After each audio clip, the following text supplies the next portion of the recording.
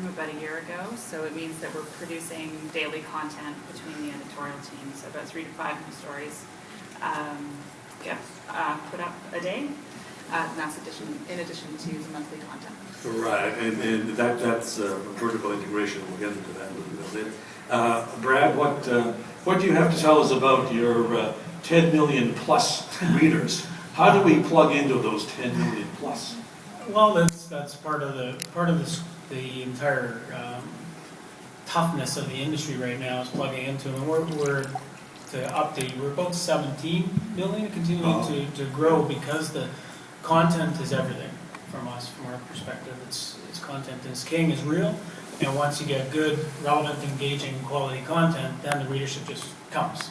It's really an upside down of what publishing used to be even 5 years ago. And the people in the room drive readership now. Jenny, as a content producer, and that's a term I haven't heard very often, in Vancouver Magazine, what does that entail? Well, quite similar to Anicka and Brad, it sounds like it's just becoming a lot of quantity-based issues, but keeping the quality high up there. And as a city magazine, we've started focusing on a real mandate to host discussions, so be that through the comments on our website or people responding to our newsletters or on social media. I've done my job if there's 20 to 50 comments of people having an argument or discussing real estate. So that's a new focus for us. I know that we're talking about online print and both print magazines and Brad, your various magazines, BC Magazine and Explore and what have you, all have different compartments or columns or panels. I want to talk specifically about travel because travel is a specific element of your magazines. I'm going to start with you, Jenny. What kind of travel stories are you looking for? And what I mean is, are you looking for first-person experiential? Are you looking for service pieces? Are you looking for 10 guest lists? What are you looking for? Sure. So I don't know how many of you are familiar, but we went through a big redesign this March. Previously, we had focused on international travel, and a lot of it was done in-house. But with our redesign, our whole new mandate is our readers should be able to basically go and do this trip on any given long weekend. So that's exactly what we're looking for. We're looking for not usually first person, but just think of your friends, think of your family, think of people you work with. Where would you tell them, oh, go do this? And I don't even know when Canada has long weekends. July? There's one in July. Better learn. So it's just all about, that's the new shift for us. We are expanding into international travel again. It will be running every second issue, and that will be a first person. In the basis of what is the one, if you could do one big trip this year, what would it be? There needs to be some sort of timely hook in there, but that's it, pretty much. So Jenny, Van Mag and Western Living are both regional publications. Vancouver, by definition, is more local. How do you differ from what Anicka is looking for? And Anicka, I'll let you answer this one. Yeah, you go for that. I can answer this. Yeah. It's less of a concern for us that it be a long weekend trip. We have certain columns that facilitate towards that. We have a 48 hours column that, by its definition, is about it's a road trip? a weekend. Yes, it's usually a road trip, but it can be, in the States, Montana. I mean, Albertan road trips would be different than British Columbians road trips. We do have we tend to dedicate more pages to travel than Vancouver Magazine does, so it means that we can have longer narratives. Our sort of longer travel features sort of alternate every other month between first-person narrative and more service-type packages. We are looking for destinations that are popular with Western Canadians, but that have a timely hook as well. I often say to people when they're pitching Thailand, don't pitch me Thailand, pitch me, what is it about this specific village in Thailand that's become interesting for their eco-properties or something that's really cool and happening in that one little park that's got a great hook and something really specific. So I hear you. I got to say, speaking for myself, if I see one more story in Whistler, I'm going to die because it obviously is a big destination point for both local and international. how would you two guys differ in your, how would you take that would be different from your competitor? Then how we would differ from Vancouver Yeah. Magazine? Well, yeah, that's an interesting, I mean, at this point, the redesign with Van Mag is sort of new, so I'm positioning against what I see happening. Your travel tends to be on one page, is that right? As a term. And with the turn, and it's pretty specific in service, so it'll be, you know, eat, sleep, play, right? Or, Yeah. So eat, stay, play. So it's a service piece. It's this, yeah, strictly service piece. Whistler, if we were to cover it, I mean, it's been a while since we have, we're probably actually due. No, it's Often we cover it, we have an annual ski package in December.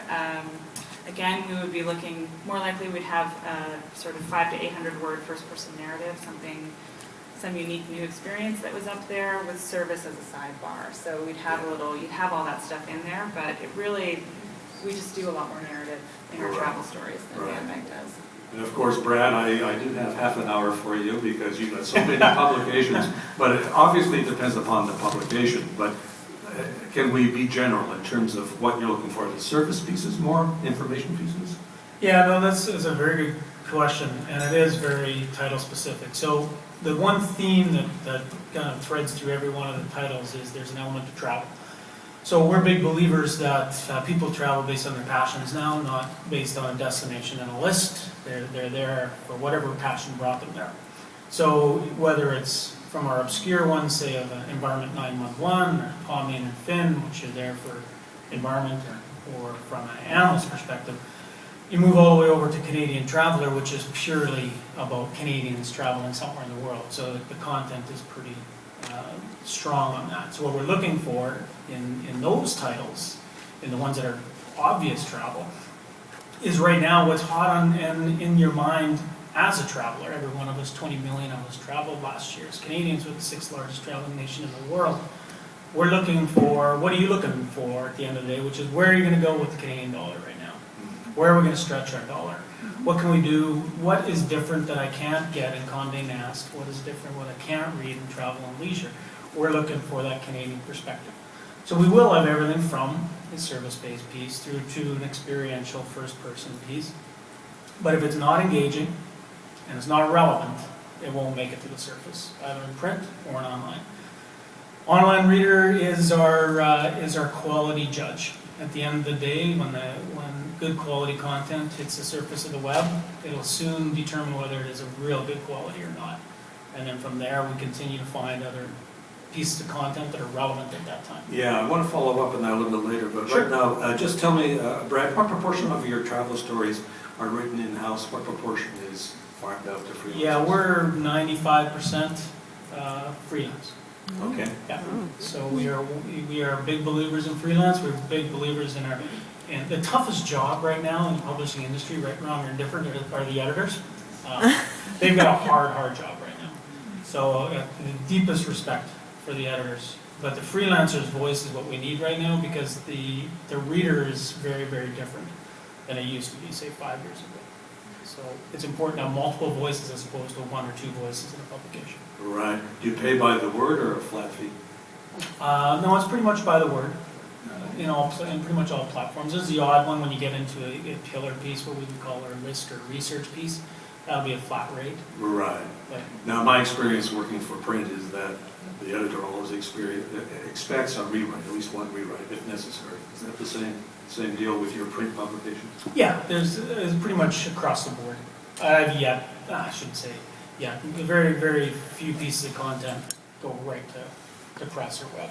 Right. There's a rewrite thing like that, yeah. Right. I'm sticking with you, Brad. What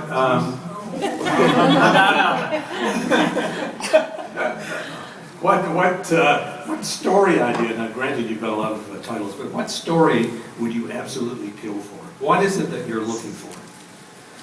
Right now, That you would die for. You'd pay big bucks for. a story that 50 million people read. Exactly. Yeah. So, and we've had them, right? We have had them.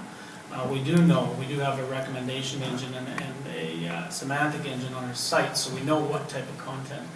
So what we are looking for and would die for is that personal experience that spoke to multiple people.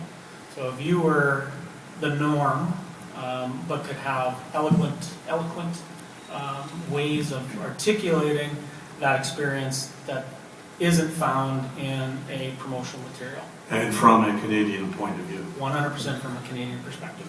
Right. Yes. Jenny, you're nodding your head. What would you die for? Well, it's just the same, except everything Brad talked about Canada and Anicka talked about Western Canada. I need to go one step further and think Vancouver, right? So every single thing we publish has to resonate with people that live in this city. It's just a bit Sure. going down the scale. So more focus, more focus. Definitely. Yeah. And Anicka, as a regional. Yeah, I wish we got more pitches that were based in Western Canada. Most people on travel want to, travel the world, and we get lots of pitches for international places that people are heading to. But I would love to get more pitches that are about unique and interesting places across the West that people aren't talking about, like Whistler.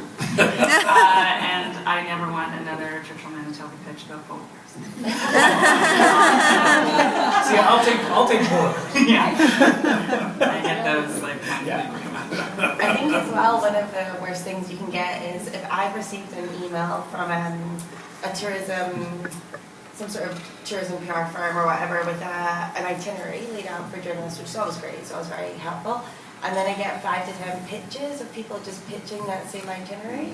I think personally that comes across very lazy to me. Like PR companies are there to help everyone, that's great, but to me, go one step further than that, because guarantee any email any of you have received, all of us have as well. So that's like a very, I think a very basic error that a lot of writers make. Like, and by all means do that itinerary, great, but just give me something extra that I haven't done.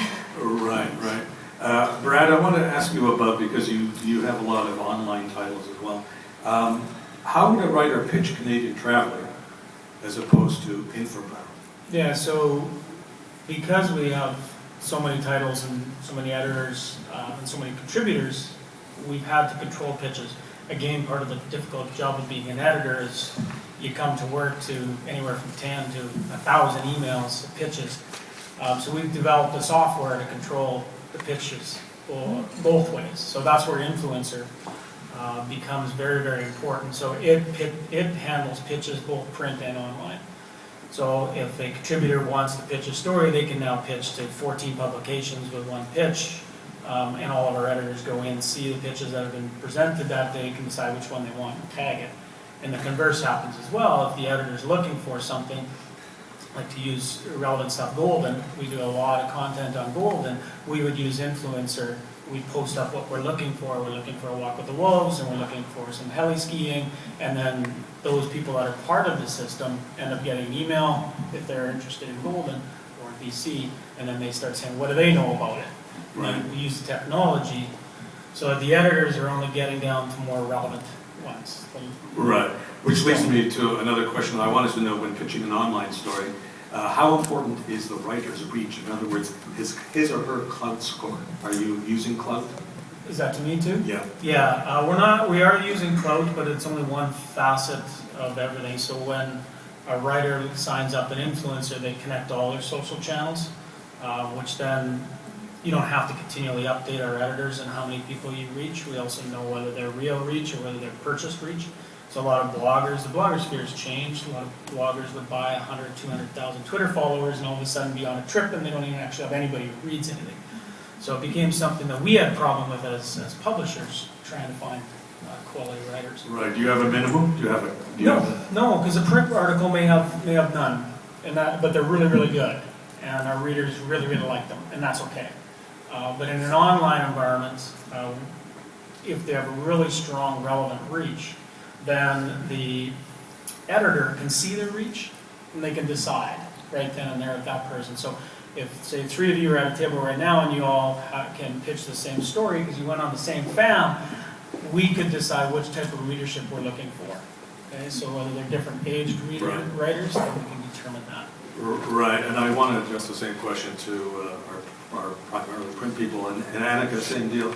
Is a writer's background his or her experience writing for their publications, not necessarily travel publications. Is that a factor? Does that influence your decision? Yeah, it's always a factor. I mean, I think it sort of puts you a little bit more, raises your profile a little bit if I know that you've met deadlines and been edited and all of those things that come with appearing in other publications.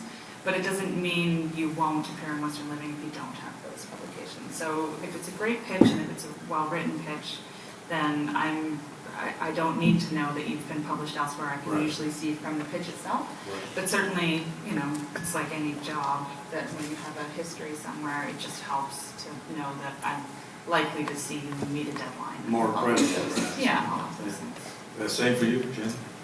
Yeah, it's pretty much the same with Anicka. We don't use cloud, and also we don't have a huge budget for digital exclusives from freelancers. So when I'm considering a freelance pitch, it's more often than not for print.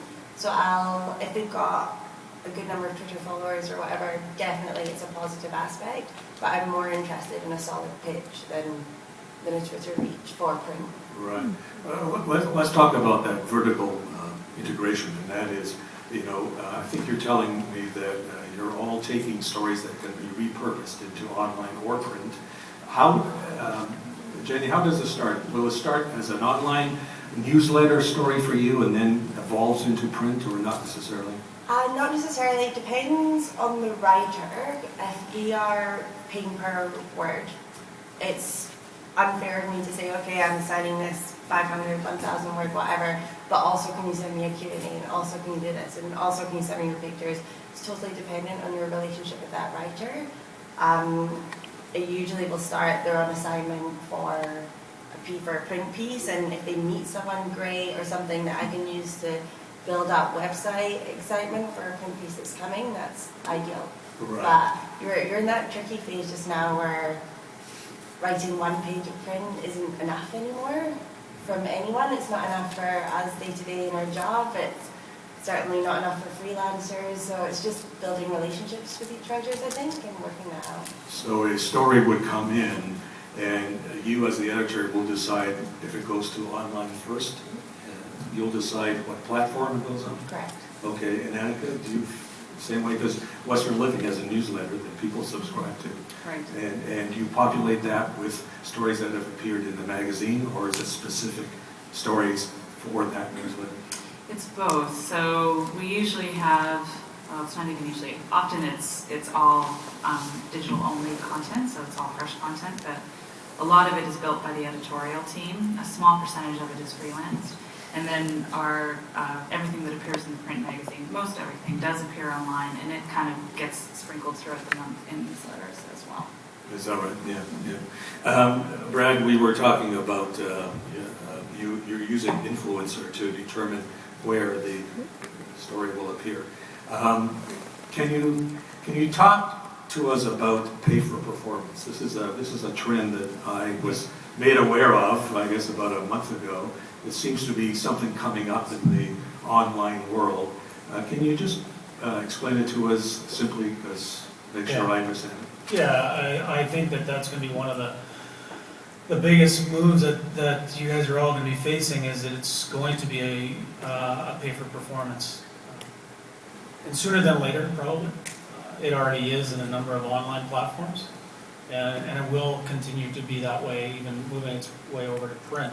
How does a pay for performance works, and most of the publications in the U.S. have already made this move. But you'll start as a writer on an online platform, and you'll be purely in a rev share. You'll write it for nothing. It'll go on the site. You'll be connected through to their payment processing, and as the revenue comes in, you'll get a percentage of that revenue. We have the same thing with, say, our info barrel. From there, we find the best writers who write some really good content that becomes engaging, and move your way up a pyramid, if you will, into then the niche publications online, where there you'll get usually a flat rate plus a percentage of revenue. Then you move your way up into the print side of things, where you start to now get more into just straight up per word environments. Is that the same story? Is it same story repurposed with a different angle, or? Yeah, not necessarily. Maybe the same story working its way What can't happen is a piece of online content can't appear in two online worlds. Okay, it just won't. You'll never make it through any of our filters. So you can't resell a story. But in a print world, we'll take an online. It used to be that a print magazine would take a print article and then they put it online after the print subscriber got it. We're actually the other way around in some publications. We'll go online with, say, British Columbia Magazine has 25 hidden hot springs. It was read by 250, shared by 250,000 people. Really strong piece of content. We knew that now belongs in print. Okay, so we're now saying, okay, let's put this thing, we'll expand it, turned it into an SIP, we made it something that people could hover around. As editors, it's a lot easier now because you're getting content you know people want to read because you already got that evidence. So then we go back to the writer and say, okay, now we're going to go print, now we'll pay you for the per word. Are you okay with it? Yes or no? Right. In the TV world, it's called ratings, and it's much the same. You're saying the more popular the story, the more successful, or the more likely it will lead to a paying gig. Are there other criteria for inclusion in your magazines other than number of readers? Oh yeah, you know, every editor has their columns and they know their reader and what they need, what story they need, and they're just going to flat out get a piece of content by the best writer that they think can produce that content. And then become columnists, like Will Gadd is a columnist for Explore magazine, has been. The Happy Camper, same thing. They will constantly get content because we know that not everyone's going to hit. But when they do, it'll hit. Right. Are you using pay for performance in your magazines now? No, not in print. You're planning to? Is it coming? No, I think it's going to be harder. I guess we will if the market changes. What's driven pay for performance, right or wrong, and I got to wear two hats in this environment, in the publisher, is the advertiser went to pay for performance. So you have no choice but to follow suit. We can't live in our revenues being performance-based, but our costs being flat. It doesn't work long-term. So right now, we're still okay in the print world, because that people are buying ads or subscribers are paying. But if subscribers leave or advertising leaves, then something has to give. Right. Can we talk about, leads me into native advertising, and whereby the magazine does a piece for the advertiser. Is that something that's farmed out to, I'll start with Anicka because you're closer to it. Is that something that's farmed out to freelancers, or that done in-house by the advertising department? Well, it's kind of both. It's done in-house by the advertising department, who farms it out to freelance writers. So I don't have anything to do with it as far as content generation or who I'm working with, but they have a set number of people that they know they like working with that do it. And often they're, depending on the content, they work with real estate journalists, they work with the journalists usually who are doing the work for them. So, right. Are travel pieces farmed out from the advertising department? I'm trying to think. I know that Tom had a couple. We had Bellingham breweries or what have you, and that was written by a travel writer. Obviously, I just saw it, Editorial. Right. I have nothing to do with it. I just see it when we get an office copy. Right. Well, I see native advertising a lot. Am I going to see more of it in the future? For sure. Because of the troubles of the publishing And we world. see it a ton online now. Our advertisers are less likely to pay for just a big box or a newsletter, for example. It's interesting for me to see the coming up with their own stories, and they're paying journalists. We had one, and it was one of the most clicked on things for a newsletter. It was a listicle, right? And it's branded, sponsored, or whatever. But it was just a really great article. They just did a great job, even though it was sponsored content. So, good on them. I mean, I think it's an interesting model in that you're not, I suppose a little bit they're trying to fool the reader in that they hope maybe that they don't notice it's sponsored, but good native content is properly sponsored and it's still good to read. Right? And it's indicated. I mean, it's either a different font or it's... it's not meant to look like the magazine, but it's meant to be less heavy-handed than the old advertorials were, which would be like 5 reasons why Robinson's Lighting is the place you should go shopping, right? That would be like the old version, where the new version would be more about lighting trends or something that is actually, and happens to eventually get you to Robinson's and puts them in that sort of camp. So It's just, it makes for a better environment for the editorial as well, and that you don't have these, like some of the old advertorials used to be. Pretty obvious, yeah. What I'm getting at is that a potential market for us freelancers if the normal channels are drying up? Is that a potential? For instance, let's say Andy pays you big bucks for a piece on gold. Would that be farmed out to a freelancer or done in-house? Oh, it would be usually, if it was a native story, it would be done by a freelancer, for sure. Okay. Yeah.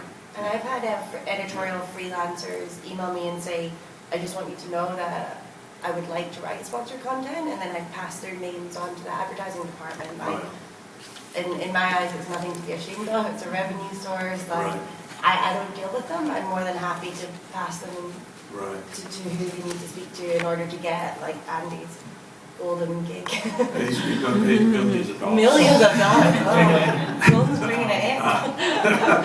Can I say a quick little word? Just on what we're finding, that line is blurred. The church and state line it's gone. It is completely blurred. And so what we do on any sponsored content, whether it's right or wrong, it's just what we do and what we've stood upon, is that the editor will not approve it and assign it. We don't want it. Oh. So, because the reader's smarter than we think. Publishers used to think the reader will deal with it, whatever, he's paid $16 or $50 or whatever. Well, they're much smarter now, and they're quicker to judge, and they will sniff out a piece of content that is just brochureware. And we don't publish editorial, but we publish a ton of sponsored content, as long as we're writing that content through our freelancers, and we have the approval process. Right. Let me get back to the multi-purpose and multi-platform idea for a minute. And I gather it's becoming more of an issue in that a pitch to either of you three, should the writer be aware or try to finesse it so it can be repurposed on different platforms? If I come to you with a story of Whistler, it has to be specific. Okay, so I want to do a story on ski trails or bike trails in the summertime,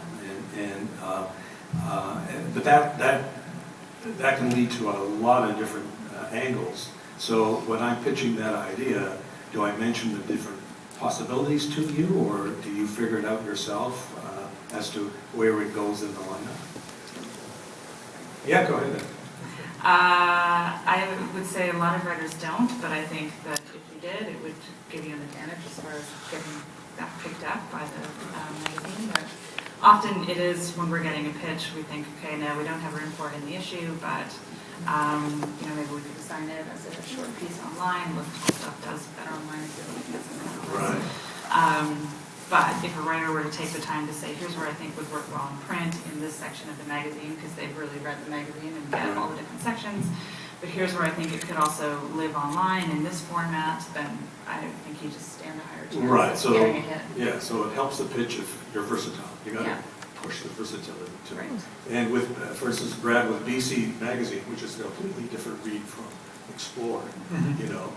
Again, the writer has to be very specific as to what title he or she is sending you. But again, would it help? I mean, BC Magazine is an icon. It's an institution, and it has a certain tone. But having said that, would it help me as a pitcher to say, well, okay, but I think you can spin off maybe a 300-word squib online.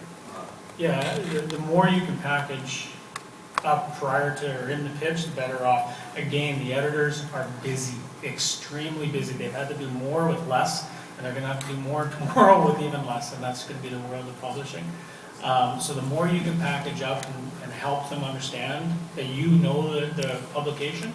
So for example, if we want to just pick on Andy right now for Golden, and you went on one of his FAMs, and you knew that there's 4 different activities you went on, and you knew we had 4 different magazines. In the same pitch, you could say, I think Explore could handle, the heli skiing, and I think that Poming and Finn do great thing with Walk with Wolves, and in here, the more you know, the faster you're going to bubble to the surface. That the editor will say, "Yeah, let's go. Come on, here's 5 articles. Let's run it." And is there a separate pay structure for each of these 5 articles? Yes.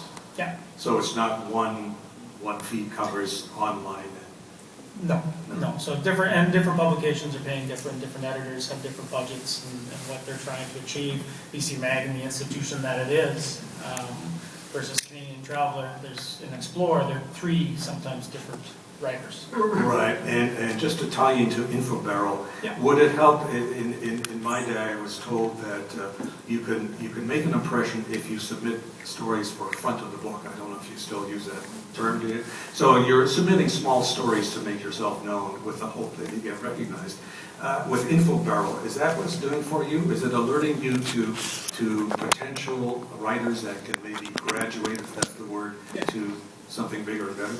Yeah, I guess that's a very basic way of saying it. Yes is a short answer. We've had 191,000 people sign up to write on InfoBarrel.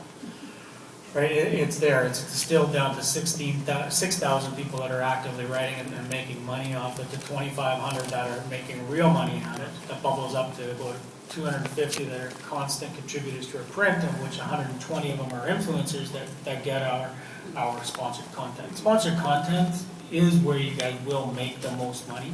Your ability to write a piece of content that can get a reach and can bring in an outside supplier without it being brochureware is going to be the art of which will be paid the most. Interesting.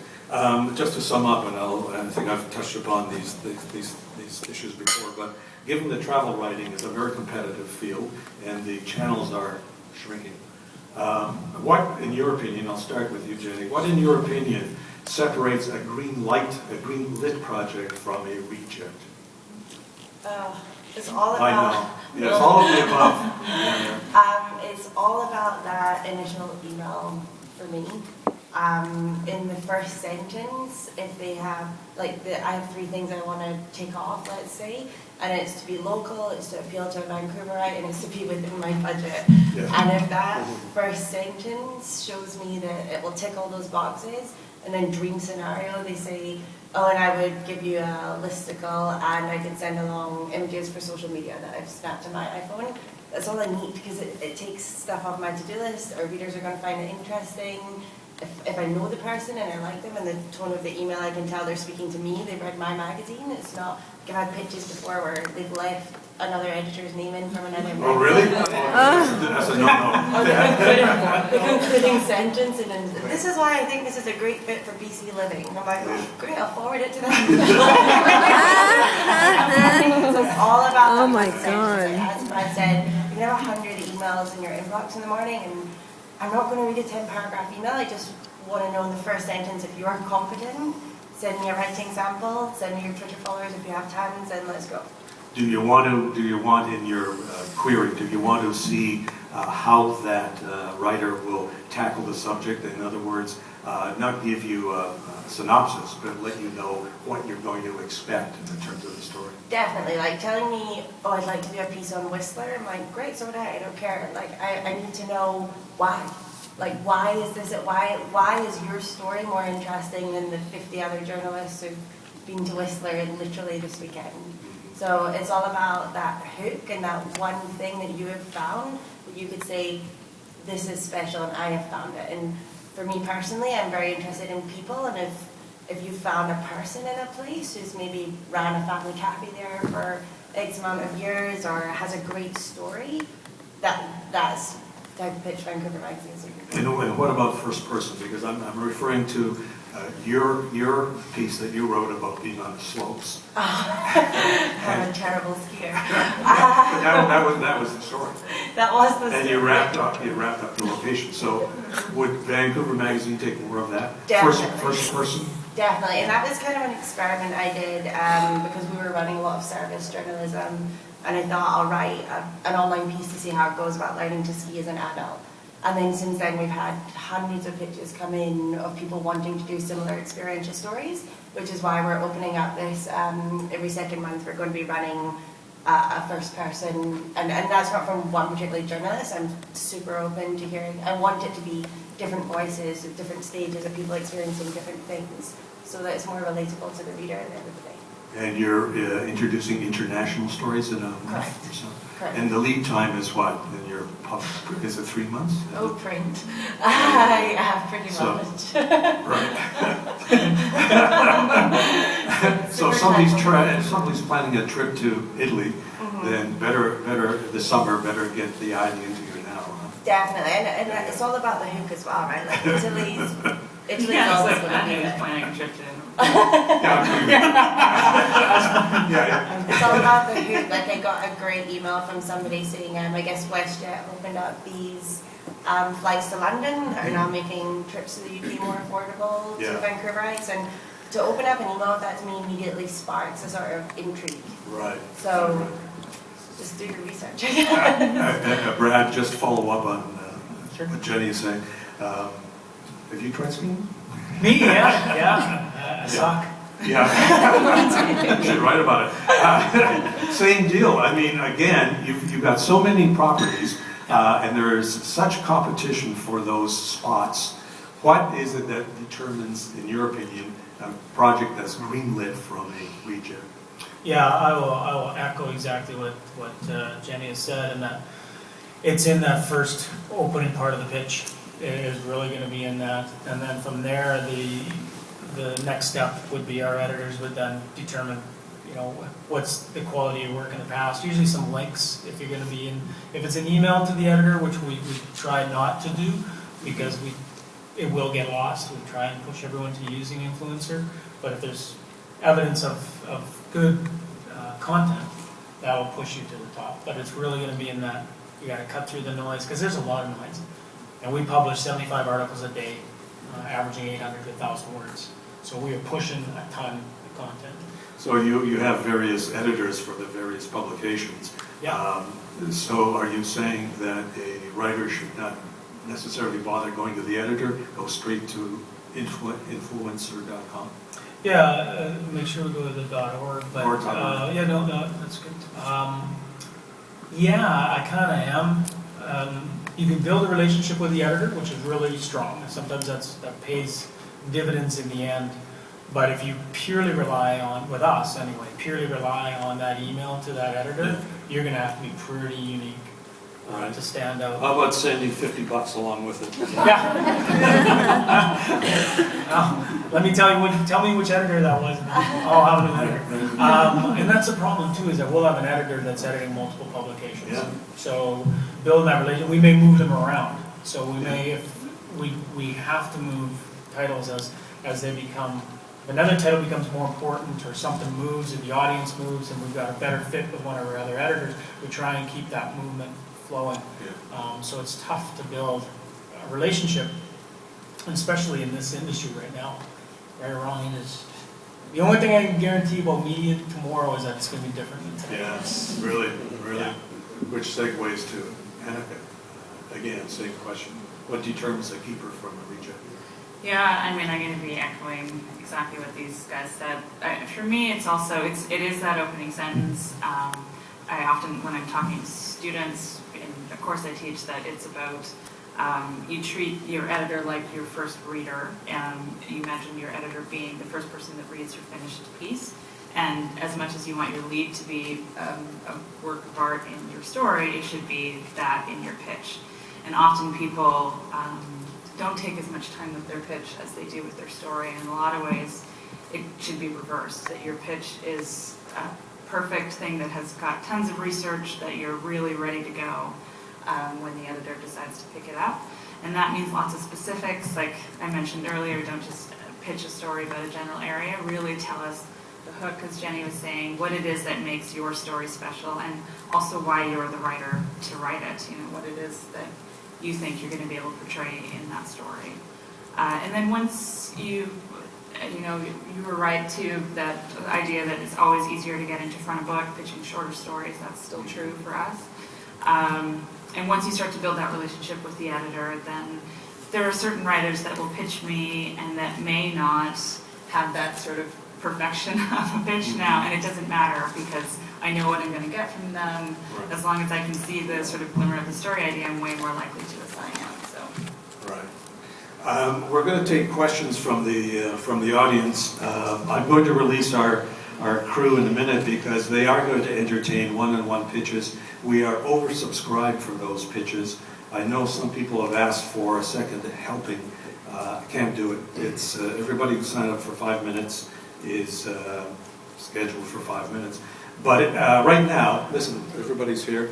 Any questions for the panel? Yes. I have a question. I get invited to a lot of fam trips. I'm wondering what each one of you's idea is on fam. I know I've heard other publications that won't take fam trips because they find them too skewed, that you're only getting sent to various things that they want you to see, that the tourism partners want to see. Do you guys accept it, or do you prefer native organic trips that the providers take on? So the question is, are you taking fam trips? Are you commissioning fam trips, or do you take them, or does it have to be original? Well, Yeah, I'd sure, say go ahead. we will take them so long as you figure out a unique angle within that thing. So often it means the writer going on the fam trip, but maybe working outside of what they've lined you up to do. So, and I actually, in my experience, most PR companies or tourism companies, whatever, will actually give you some flexibility in your schedule. If you say, you know what, I want to skip the pineapple farm and go to this thing because I really have a specific story angle, they often are fully willing to do that. So you can say, I'm going to be going on this trip, here's what they're covering, but you know what, I know what the really interesting story is, and I think I can get them to take me there. That's sort of how we prefer to work with fam trips. Yeah, Bill. Yeah, you mentioned that you wanted details in the pitch. But I know of surveys that show many editors want to keep pitches to 150 words because they just don't have time. Can you give us a balance in there? Have you got a word count in mind of like how long do you want the pitch maximum so you're not spending so much time? No. I'll take that. Okay. Yeah. I think the biggest thing you can do is realize that there's a human being on the other end. Okay, so there's no word count because we're not trying to put this into. We don't want to pitch by Twitter. Okay, so we don't have to have a character count. But I would make sure that, as we said from the beginning, if it's going to be more detailed, that the hook's got to be the front. Keep it as concise as possible, but say you can package up as much as possible. Right? If we know you can package images, you can package sidebars, you can package it all, so say I'm willing to, that's going to be enough. We don't need the details of each one of the sidebars. And I definitely had people, and personally, my favorite kind of pitch where they're like, hi Jenny, pitch, more details below, and then the name, and then they'll sort of have built their story up beneath. So I can, if the pitch has caught my eye, great, I can read down and it saves me emailing back saying, can you tell me more details? But it's sort of separated, because like, you guys all know you get PR emails, there's nothing worse than 500 words of just small types, whatever. It's, my eyes are sore, I'm not dealing with that. There was somebody over here? No?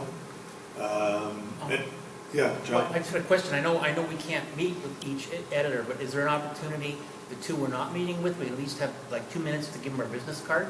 Yeah, we're going to break for coffee momentarily, and if I were you, I'd slip that $50 in with me.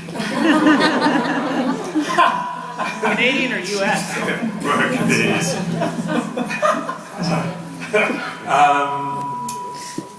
Can you just tell me if in fact the coffee is up there, because we will break now. Can somebody check on the coffee? Just make sure it's there. Thanks. Otherwise, hey, that's great. Thank you, panel.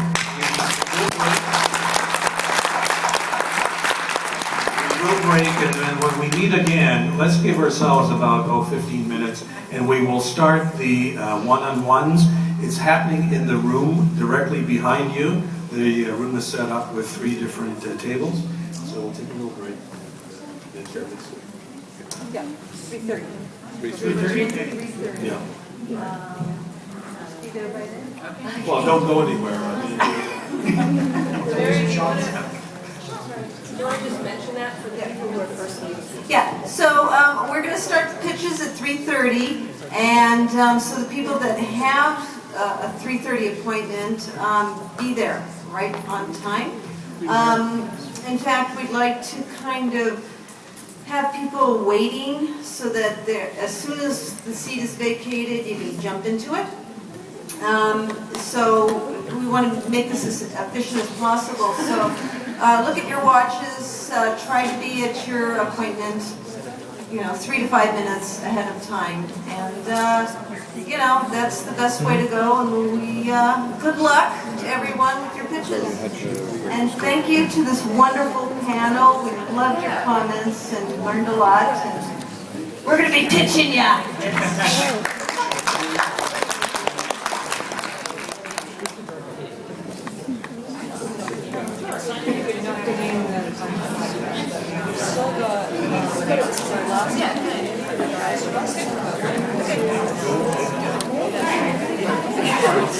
We've still got lots of prizes, and so we'll start drawing right now.